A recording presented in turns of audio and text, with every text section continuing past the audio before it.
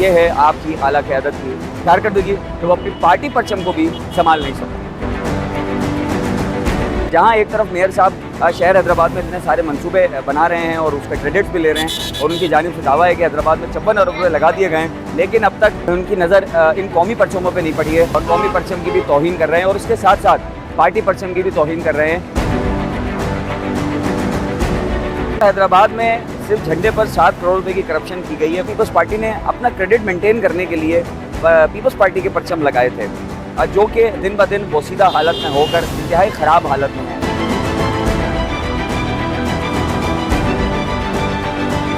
कौमी परचम की जो है वो बेहुरमती भी हो रही है और इसके साथ साथ पाकिस्तान पीपल्स पार्टी के परचम की भी बेहुरमती हो रही है।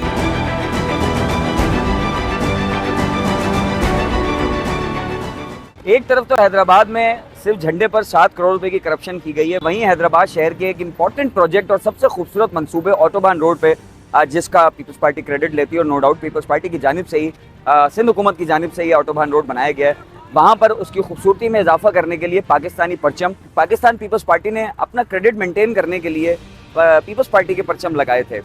जो कि दिन ब दिन बोसीदा हालत में होकर ख़राब होकर जो है वो फट रहे हैं और परेशान इंतहाई ख़राब हालत में हैं, जिससे ना सिर्फ ऑटोबान रोड की खूबसूरती में जो है वो ऑटोबान रोड की जो खूबसूरती है वो मान पड़ रही है, जबकि कौमी परचम की जो है वो बेहुरमती भी हो रही है और इसके साथ साथ पाकिस्तान पीपल्स पार्टी के परचम की भी बेहुरमती हो रही है। जहाँ एक तरफ मेयर साहब शहर हैदराबाद में इतने सारे मंसूबे बना रहे हैं और उसका क्रेडिट्स भी ले रहे हैं और उनकी जानिब से दावा है कि हैदराबाद में 56 अरब रुपये लगा दिए गए हैं, लेकिन अब तक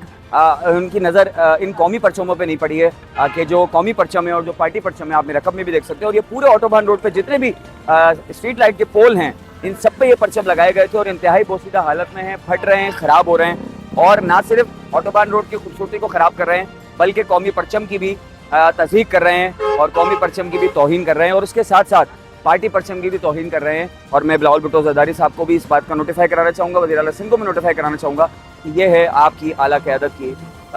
कारकर्दगी।